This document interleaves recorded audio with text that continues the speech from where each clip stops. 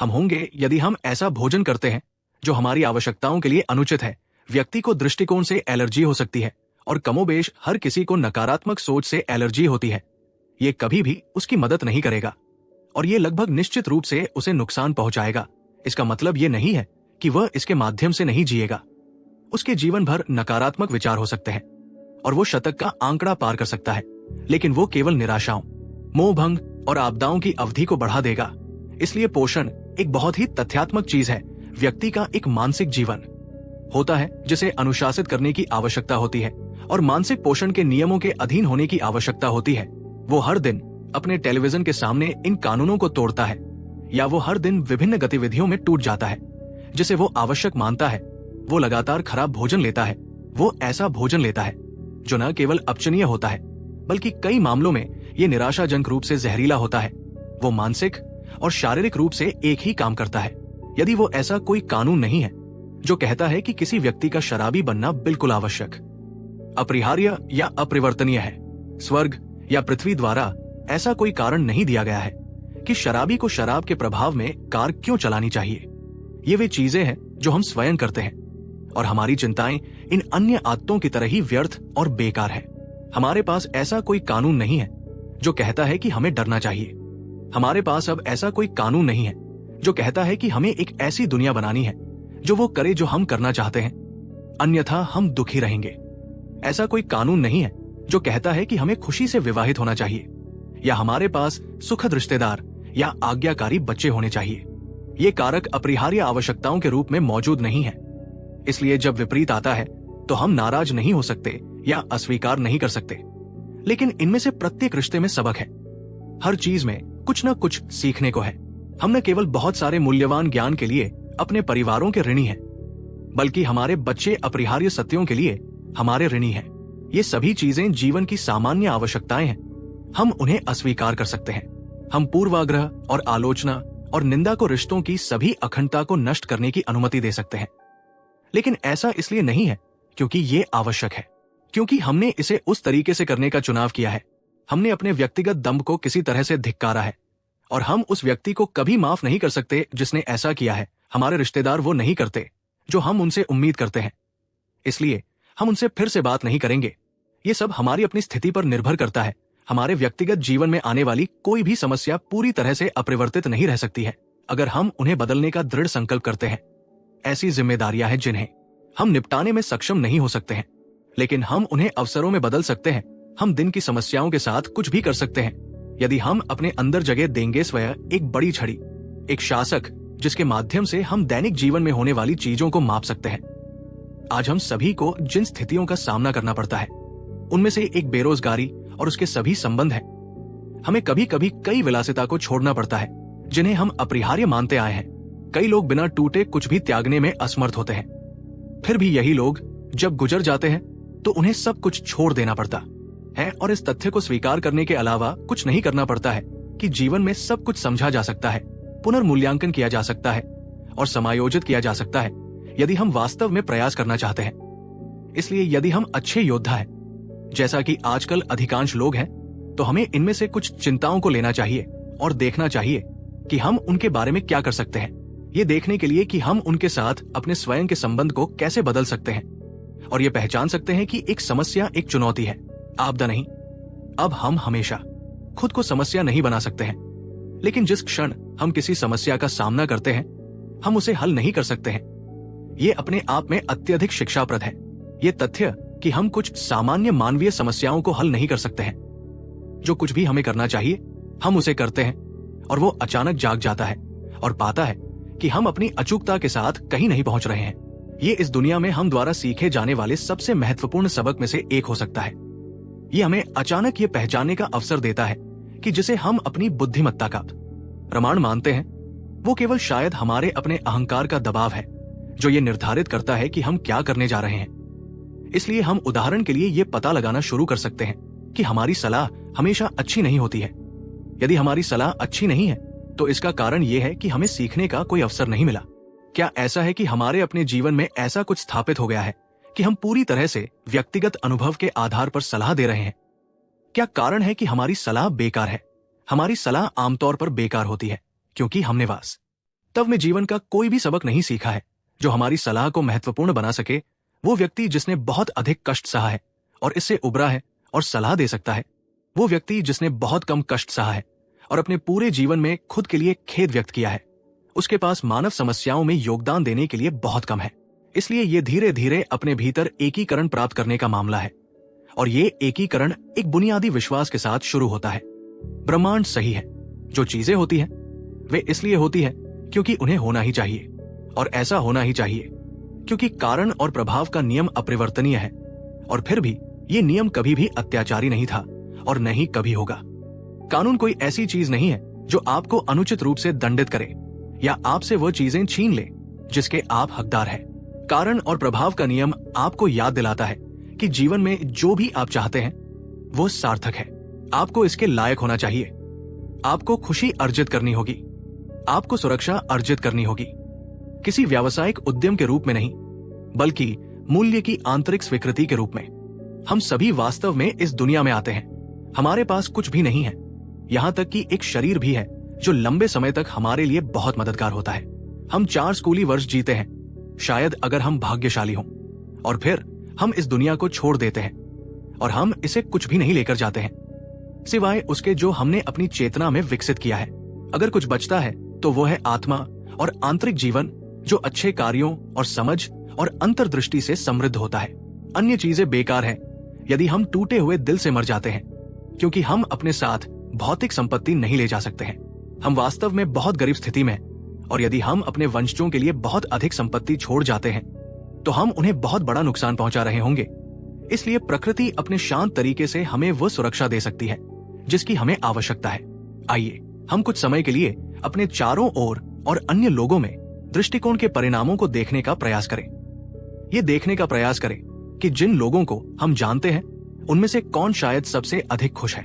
अगर हम एक व्यक्ति या 2 या 3 व्यक्तियों को जानते हैं जो अच्छे जीवन काल और अनुभव के बाद भी विश्वास में मजबूत है, जो अभी भी बाद के वर्षों के लिए जीने की आपात स्थितियों से ऊपर उठने में सक्षम है, भविष्य का सामना शांति और आत्मा की शांति के साथ करें।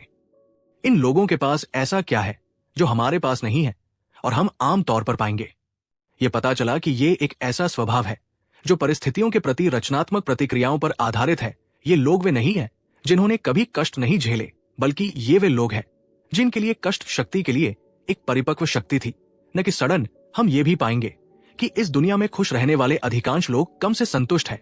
जो चीजें उन्हें पसंद है उन्हें बड़े शांत स्वभाव के साथ, धैर्य के साथ, समझ के साथ, कृतज्ञता के साथ संजोते हैं। ये लोग छोटी छोटी दयाओं के लिए आभारी है, हम बड़ी कृपाओं के लिए कृतज्ञ हैं।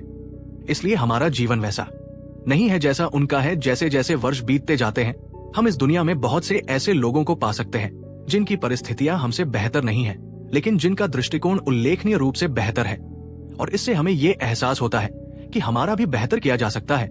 हम जन्मजात निराशावादी नहीं हैं, हमें खुद को निराशावादी बनने के लिए प्रशिक्षित करना होगा। हमें अपने जीवन से धीरे धीरे वो सब कुछ खत्म करना होगा जो अच्छा है, और हमें लगभग हमेशा त्रासदी के लिए किसी और को दोषी ठहराना होगा, क्योंकि बहुत कम लोग इस तथ्य को स्वीकार करना चाहते हैं कि वे अपना जीवन बर्बाद कर रहे हैं। इसलिए थोड़ी सी विचारशीलता से व्यक्ति को तनाव के इस दौर में स्थिरता प्राप्त करने की संभावना मिलती है, जो कि वह चीज है जो हम सभी चाहते हैं। हम इससे संबंधित हैं, और अंततः हम पाएंगे कि हमारी बाह्य परिस्थितियों में कोई भी परिवर्तन इस स्थिरता को उत्पन्न नहीं करेगा। हम एक छोटे से घर में जा सकते हैं, ये मदद कर सकता है। हम एक बड़े घर में जा सकते हैं जो कुछ महत्वाकांक्षाओं को संतुष्ट करेगा और हमारे द्वारा उठाए जाने से अधिक जिम्मेदारियां लाएगा। हम सभी प्रकार की भौतिक चीजें कर सकते हैं, उस शांति को खोजने की कोशिश कर रहे हैं जिसे दुनिया ढूंढ रही है, लेकिन ये अभी भी मायावी होगा, क्योंकि जो कुछ भी भौतिक है वो क्षण भंगुर है, और एकमात्र चीज जो मनुष्य में क्षण भंगुर नहीं है वो उसकी अपनी आत्मा है, और ये वह चीज है जिसे उसे शिक्षित करना चाहिए, उसे अवश्य करना चाहिए।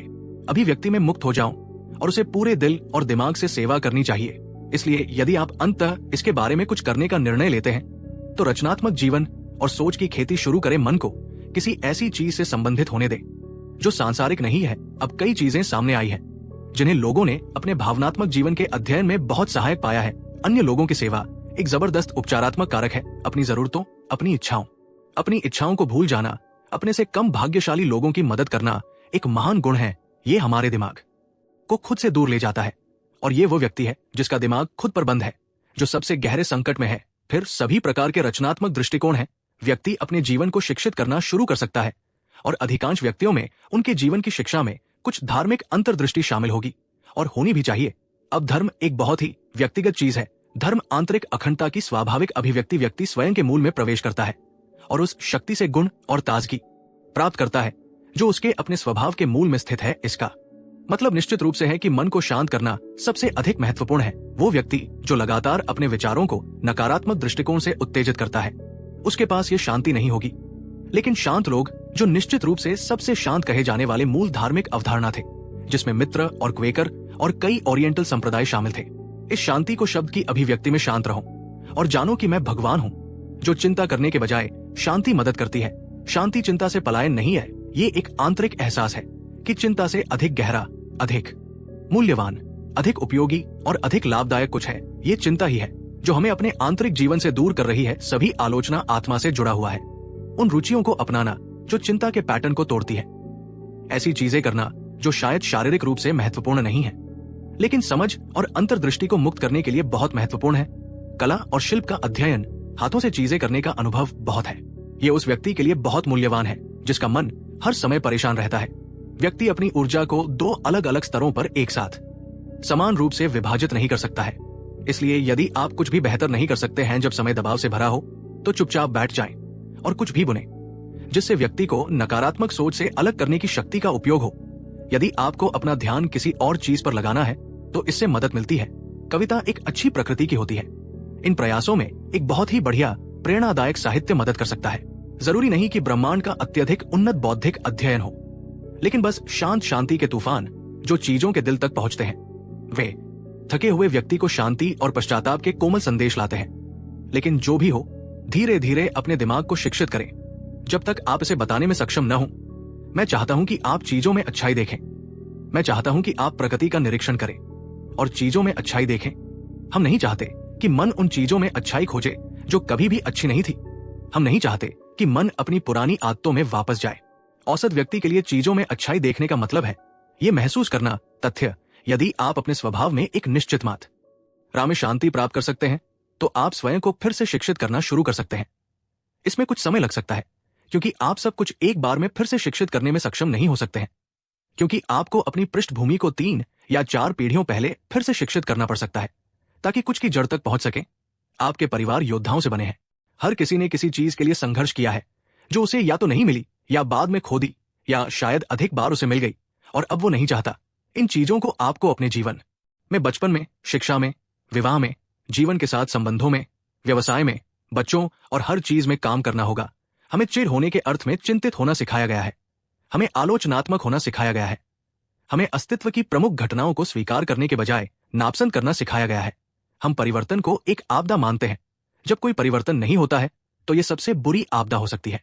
इसलिए इन अवधारणाओं के साथ मूल रूप से अमेरिका में काम करते हुए हमें सुरक्षा की शुरुआत के लिए प्रयास करना और चुप रहो बदले में जवाब देने और बहस शुरू करने के बजाय, जो घर को तोड़ने के लिए काफी दूर तक जा सकती है।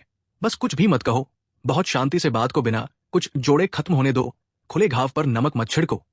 कभी किसी और से तेज या बेहतर बहस करने की कोशिश मत करो। युद्ध ऐसे ही होते हैं। लोग एक दूसरे से बहस कर रहे हैं, राष्ट्र एक दूसरे से बहस कर रहे हैं। हर कोई निश्चित है कि उसके विचार सबसे अच्छे हैं और दूसरा गलत है। इसलिए संदेह के अधीन शांत रहो और शांति में, और पूरी तरह से अलगाव की शांति में, ये समझने की कोशिश करो कि वास्तव में क्या मतलब है। इस पूरी समस्या में सभी शामिल हैं। कौन सही है, कौन गलत है, घटना का अर्थ क्या है। धीरे धीरे यदि आप इसे इस तरह से करते हैं तो चीजें नुकसान के प्रतीकों की बजाय मूल्य के प्रतीक बन जाती है। व्यक्ति जीवन की शांत स्वीकृति से महान अंतर्दृष्टि प्राप्त कर सकता है। वो उन लोगों के परिणामों को भी देख सकता है जो आत्मनियंत्रित नहीं है। आप देख सकते हैं कि कैसे तर्क एक और त्रासदी की ओर ले जाता है। आप देख सकते हैं कि कैसे लोग छोटी छोटी बातों पर एक दूसरे से दूर चले जाते हैं, और क्यों बच्चे घर छोड़ देते हैं और कठिनाइयों में पड़ जाते हैं और शायद अपना जीवन बर्बाद कर लेते हैं। अब प्रत्येक व्यक्ति अपने तरीके से सोचता है कि किसी और की गलती है, कि ये कृतघ्न बच्चे हैं, कि ये ऐसे बच्चे हैं जो मूल्यों और सुरक्षा की सराहना नहीं करते हैं। लेकिन तब व्यक्ति कहता है कि मैंने उन्हें क्या सुरक्षा दी? क्या मैंने उन्हें दिन में 3 बार भोजन दिया, उन्हें स्कूल भेजा और उनकी शुरुआत की? क्या मैंने उन्हें कोई नैतिक या दार्शनिक अंतर्दृष्टि दी? क्या मैंने उन्हें केवल तब डांटा जब उन्होंने वो नहीं किया जो मैं उनसे अपेक्षित करता था